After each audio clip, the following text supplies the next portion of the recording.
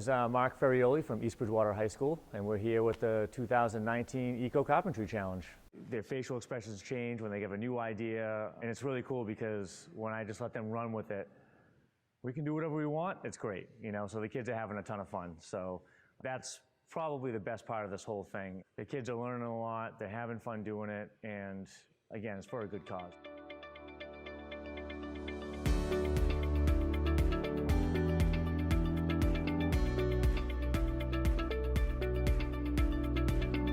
We're here with the 2019 Eco Carpentry Challenge.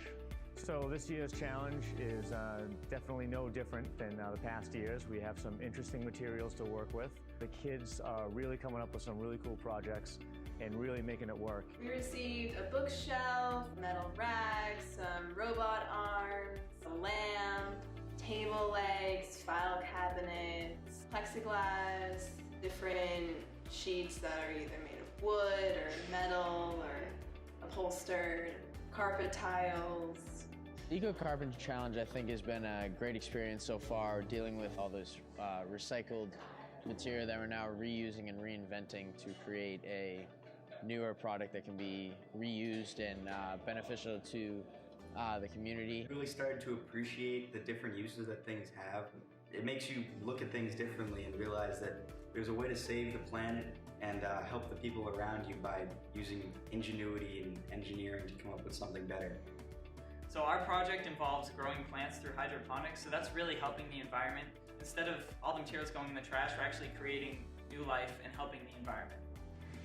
The Eco Carpentry Challenge, to me, is innovation. Our project's use is to make an easy and efficient way to grow plants using a hydroponic system. Once we're done with this, we're going to donate it to Kelly's Farm in Upton, where they can use it to grow plants more efficiently. And an amazing experience for my kids. I teach in design and visual communications, and to work with students from every separate grade level and watch the interaction. At first we were given the general theme of Harry Potter. So you have like the spells, you have Quidditch, you have all of these crazy things that came out of J.K. Rowling's head. I thought it was important that we found a way to narrow it down so it's more concise, and we made it more of a first experiences of Hogwarts. We have a raffle for it, and that money would then be given for a scholarship for someone who's been inside the Shawshank community. To have an opportunity to challenge our students, to adapt their technical skills and to challenge their creativity, to become focused on improving their community and having some environmental awareness. I think it was a great opportunity to focus on collaboration between the amazing technical areas that we have. The Eco Project has prepared us for after graduation, or even further from that. It builds relationships between other shops that we'll need in the field. Like if we own our own business or even work at another business, we'll have relationships that we built here. They have their skills and we have our skills, and we put them together and we can make like big things. We do a lot of stuff in groups, in partners, and we help each other a lot. Sometimes they're a little bit goofy, but yeah. Something I've learned from this project that will help me out in my future is the whole problem-solving aspect and how important communication is within a group to solve a given problem. You don't always have all the materials that you need, but that's all part of the challenge, it's all part of the process. Taking things that you don't think that you're going to get a use out of and finding a use for them in new ways, the ways that you would have never thought about if you weren't working with other people who are just as interested and committed to the project.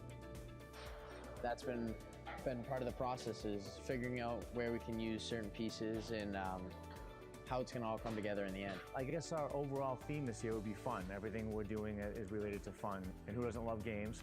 This year, instead of one location, we're going for 3 locations, which I thought would be kind of cool to hopefully spread the wealth. Just being able to help anyone in general is awesome, and that's what I really love about the challenge too. It's recycling, taking used things, making them better, repurposing things. I also learned how to use teamwork and how to use leadership. So for my post-graduation plans, I'm going to go straight to the fields. I plan on getting a job in residential framing. And this project kind of helps mostly problem solving. So I'm going to the University of Tennessee. I'm very excited about that, but my major is architecture. I know every architecture school, especially Tennessee, has a fabrication lab where you're working with wood, plastic, metal, all that to design structures, and I believe that the skills that I have learned this year regarding those things and making sure that you know how to operate a shop like that is going to be really important in my major specifically. So I could leave school with a lot more skills than I had before, and it could open a lot more job opportunities for me. In summer, I worked in construction. I fell in love with it, and now I want to do it like in the future. So working on this project will help me like get better in my imagination and just get more creative, more of things, and learn how to use tools. It will help me get better job opportunities, and the stuff I learn here can still help me in my personal life if I don't go after these jobs. I think it's a great learning experience because we get to use the different materials, and also we get to like come outside of our comfort zone in what we normally build things. I think it's been overall a pretty good experience to get shops working together outside of their comfort zone a little bit, and then just getting the creativity going. And it's all things that they're going to need as they move forward. My favorite part is definitely who we're helping. What have I learned from my mentor? He's taught me a lot about like dedication and time and effort and what it takes to make something so great and possible. We went just to discuss presentation skills, how they present to the judges, the eye contact, how they speak, how they hold themselves. Well, I've learned from my mentors how to deal with difficult situations and to adapt to other people's needs when working on a project together. It's been really fun to try and think of new ways to solve such problems, and it's a good experience for the trade. I've learned how to collaborate with people and how to compromise with ideas, and working with others is a skill that I needed to learn. I mean, I think more of this challenge being like the little, like that phrase, the little gift that keeps on giving. Because we're reusing materials and then we're making something out of that. It's going to be even more useful for the little kids downstairs. These kids are very excited. They're into that class early, can't wait to get to work. They can't wait to tell us what they're doing, how they're doing it. They're like passionate about what I'm doing, and I really want it to come out good. One thing I've noticed is the kids want to come to school and work on it. And it's, as some of the metal fab kids said, that they enjoy working with each other and having a common goal to get something done. I think it really plays a lot to team building aspect, student involvement, a sense of doing something for the community. It has been an amazing, phenomenal experience. I think growth for every single kid that's been involved in this. The kids, they want to come in, they want to work on this. It is not a challenge at all to see them come in the morning and run right down there and work till 2 or 4 when they leave here, and ask me could they come in after school and work on this particular project. Bringing kids, families, communities together, just building bonds that could last a lifetime.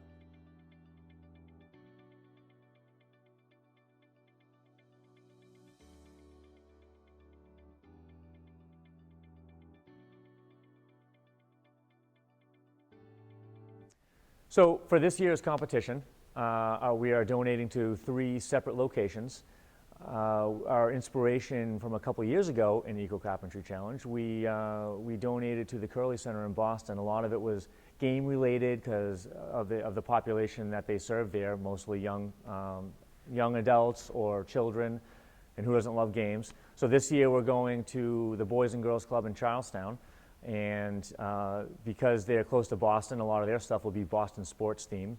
Which I'm sure they're going to love. I've already spoken to them, and they're pretty excited about it. So last year we went to our central school, and they really loved a lot of the stuff that we made for them, and they actually asked for more this year. So we're able to add on to what we made last year for them to make even more for them this year. So we're going to donate to them as well. And then as a third location we're going to donate to the Friendship Home in Norwell, which they service adults with special needs, and we reached out to them, and they're super excited to be able to have some stuff that we make for them as well. I guess our overall theme this year would be fun. Everything we're doing is related to fun, and the kids are having fun. Hopefully the people that get our projects that we donate them to are also going to get a lot of use out of them.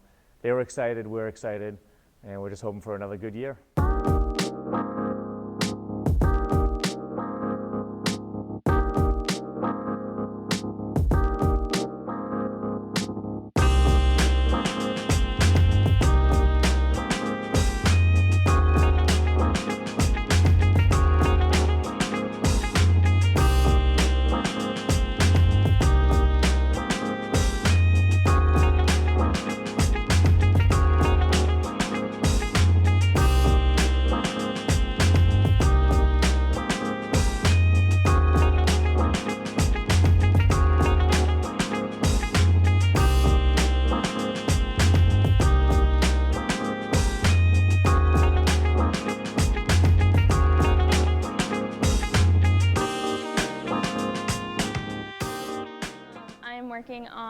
it's going to be like a plaque, and it's going to have the letter B on it, and we're going to make metal tulips as like the Boston Garden, and we're going to drill them into the plaque. We're using the filing cabinets that we have, and we cut them up and separated them, and we're using some new tools to try and cut the petals out so that we can make the tulips for the plaque. We are using a new tool that we just got. It's called a metal nibbler, and it's just an electrical tool that's easier to cut thicker metal like that instead of using the clippers that we normally use for like sheet metal and stuff.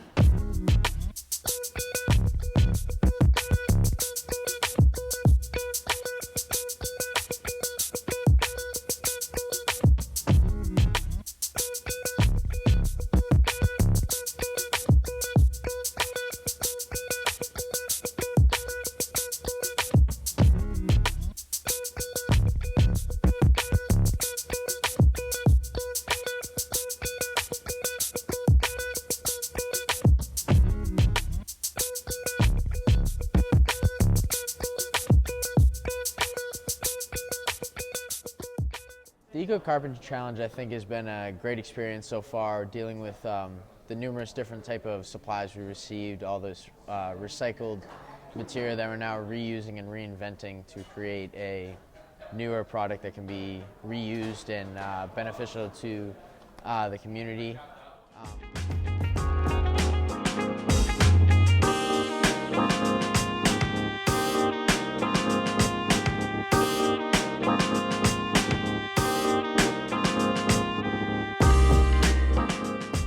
So basically what I'm working on the Eco Carpentry Challenge is I'm cutting out flags for the World Series trophy that we're making. I believe we're donating it to the Boys and Girls Club, so it'll go to them. But that's what I've been working on. I've been grinding down the rods that have been used before. We're using a metal rack, so I worked on that, and now I'm cutting out the flags for them.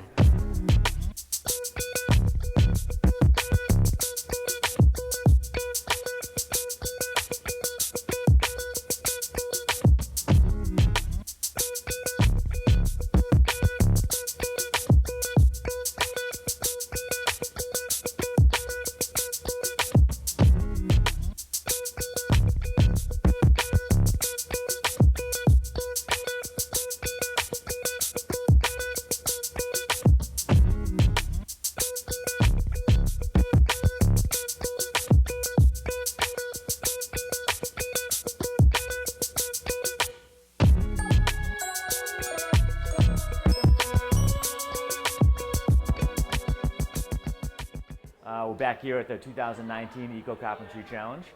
Our team actually just did our judging, and it went pretty smoothly.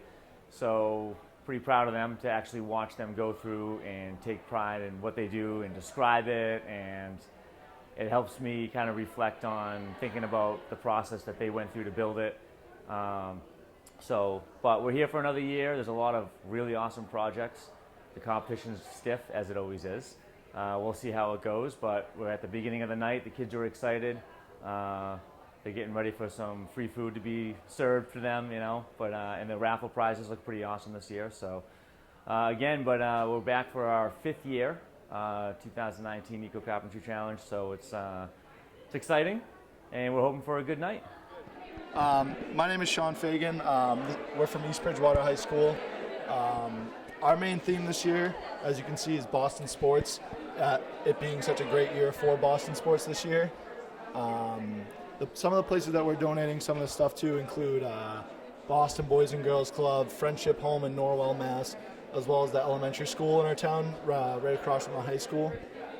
A reason like this competition is so important to us is because not a lot of other small public schools are really blessed enough to be able to have such a large shop program like we do. Granted, it's nothing compared to some of the vocational schools, but it's still great to have for us. For us in this project, we try to use as many departments of our school as we could, such as obviously the tech ed department, as well as some of the art and music and the graphics. which is where Chad over here can take it away. Alright, so I'm Chad. You want to just hold this real quick? So basically what happened was we got a lot of different materials, and a lot of them were hard to work with. So some of the stuff we had was like 20 gauge sheet metal, wood core plywood, which is like little wood with like covered with bigger wood. We also have laminated plastic with some paper particles. We had some regular plywood. Particle board skin with plastic laminate. And we got some excessively used pallets with some rusty nails, so just kind of be careful. There was a lot of that stuff. I mean, we used as much of it as we could. I mean, granted, it was really weathered and worn out, but we still were able to kind of work its way into like different things as we can show you throughout it. So like Sean said, I'm a big graphics kid. I worked on some of the vinyls for these. All these shirts are ourselves. I mean, you might walk around and see some of the shirts that we bought. We really kind of used our own sources that we had. And so Hunter over here, he worked on these. They're wash tosses. He can definitely tell you more about it. So we used particle board laid with plastic ceramic. We used adhesive glue to put them together. We also drilled them out. For the sheet metal, we used 20 gauge sheet metal. We stop welded the circles together. We put 2 rivets in each side with a little piece of sheet metal on the bottom to drill them. Drill a piece of sheet metal to the bottom to hold the top. And then another thing that we worked on, like I mentioned earlier, with our music program as well as our art program, we have Jake over here who can tell you a little bit more about this custom bench that we made. Yeah, so the bench. So the top was made from a desk that I got that I cut to size. The bottom, it was the cubicle frame, metal cubicle frame that I cut to length. I cut 90-degree relief cuts. I heated up, bent it down, and then I cut straight strips, and I made everything 90 degrees, made sure everything was fine, level, welded it together. And then I flipped it over, I drilled it in through the bottom. And then the art department did a fantastic job painting the Boston pops to go along with the Boston theme. And then made from the same material here is this Baseball World Cup champion trophy. The base is made from the same particle board. Yeah, come on in, you guys can come in. Yeah, and then the flagpoles are made from the wire shelving. The flags is made from the filing cabinet, which we use the oxygen acetylene torch to brass on together. So you cut the flags out of the filing cabinet? Yes. So the filing cabinet was your sheet material, essentially? Yes, absolutely. Yeah. Yep, absolutely. That's great. Another thing that we use, the big thing for us this year is some of the other people, you can kind of tell what materials they use for us. One thing that we try to do is to be able to look at something and you can't tell what material we used, because all this stuff it doesn't look like furniture or anything like that, which was kind of one of our goals. Just try to use as much stuff as we could. Just like these little simple peg games that we had here, using some of the little solid wood that we got with some of these wooden dowels. You see these games like Cracker Barrel and stuff like that. So everyone loves that game. So these will be donated to the Friendship Home in Norwell. Just like I said, trying to use as much of all the materials as we could. Chad can tell you a little bit more about these easels behind me too. All right, so as Sean stressed, we take this stuff close to home. Our central school is right down the street from our high school, and a lot of the kids, instead of writing horizontally, they'll write like vertically. And so we made them easels so it's easier for them to write at an angle. So that's kind of like giving back to our own community as well as Boston, Norwell, and all these different homes. And Nick can tell you about some more of the little games we had. You guys want to walk around and walk through. We did do a lot of the little games to compensate, so like there's different things, but here you go. So this is a puzzle I made out of plywood. It also has its own metal casing for it. So put it right in, and you know basically the flat-out diagram of this puzzle. It's inspired from colors of Boston sports. We have Patriots, Red Sox, Bruins, Celtics for green. And there were a few challenges with this build. I'd have to say one of the biggest challenges was color coding this puzzle. without giving it away for the sports colors. And another challenge was fitting all these pieces right down to a T, dimensioning, and all that other stuff. We also have a checkerboard here that Andrew will tell you more about. And here you go. Hi, my name's Andrew. This is the checkerboard. I made the board out of particular board, and the checkers from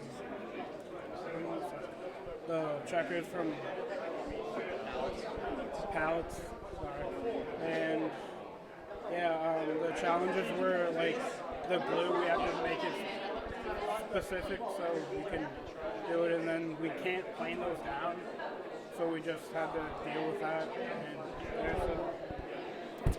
Yeah, right over here we have a foosball table.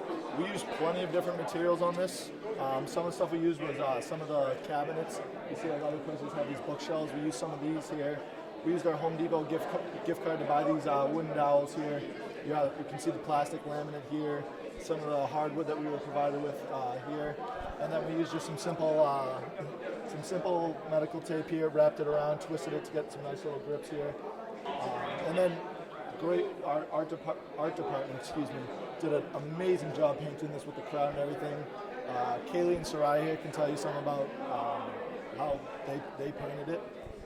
Okay, so we wanted to go with Boston sports themes, so we have the different teams and like the fans on every side. Here we have the Boston Strong side, and then if you guys come over here, we have the skyline of Boston, and we have like for Celtics and the Bruins and the Patriots and Red Sox are over there. We also painted the like the little characters with the Boston sports theme colors.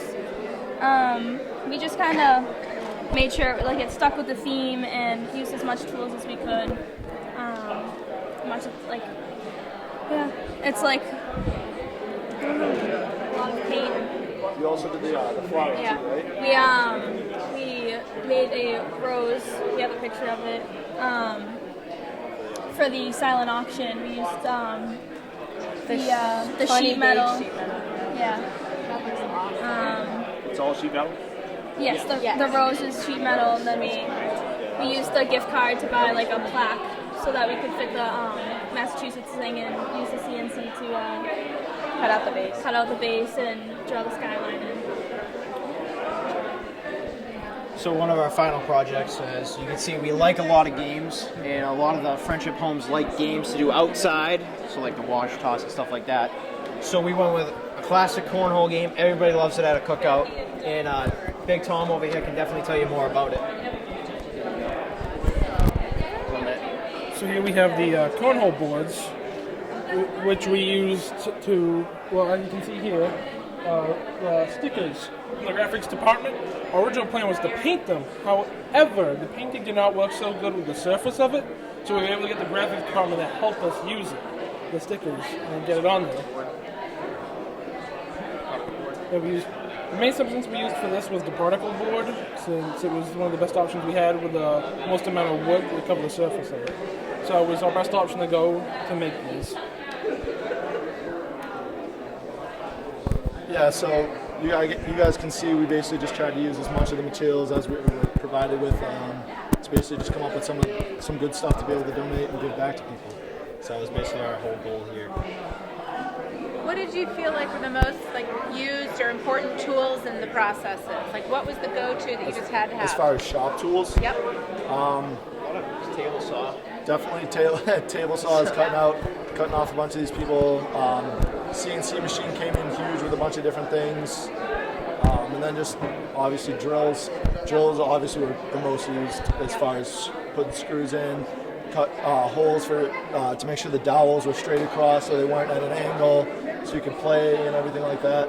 So I'd say that drills would probably be the most used tool that we have. What would you say was your biggest lesson learned as you worked on this as a team? I definitely say that one of our biggest lessons learned is that I guess one man's trash is another man's treasure, I guess you could say. We just take everyday ordinary things that somebody would be like, oh, I'm not going to use this anymore. They throw it away. So we take it in, we can make something extremely useful out of it, like, and give back to the community. So I definitely say giving back to the community and throwing away a lot less stuff, I guess you could say. So that's definitely one of our... Tell me about your t-shirts. All right, so our t-shirts. I made these. I came up with the design. He was our shop teacher over there, Mark Ferioli. He was just one day, he was just like, I don't care what you make out of the shirts. He said we can just make anything shirts. we want for the shirts. So I took a picture of his face and I went right into Adobe Photoshop. I grayscaled it. I shot up all the brightness. I made it black and white. I printed it right on our screen. We started screen printing them about 3 days ago.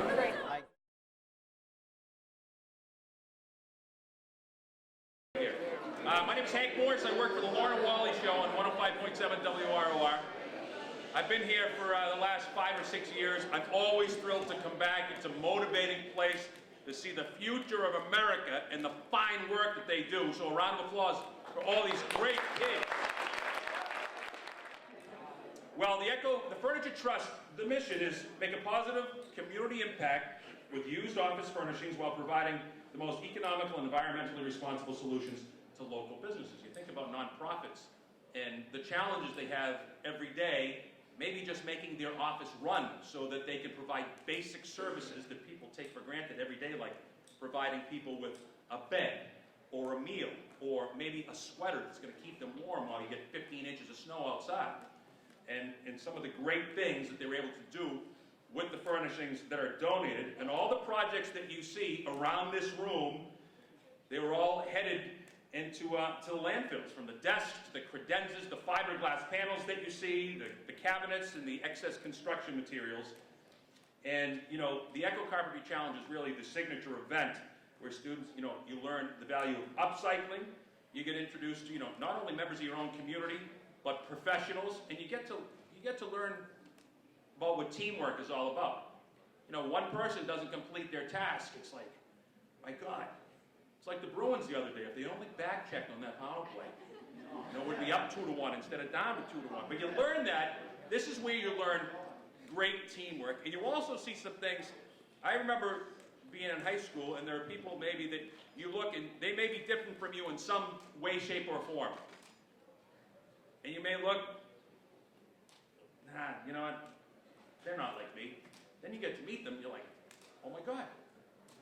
We have so many similarities, it's like we're related.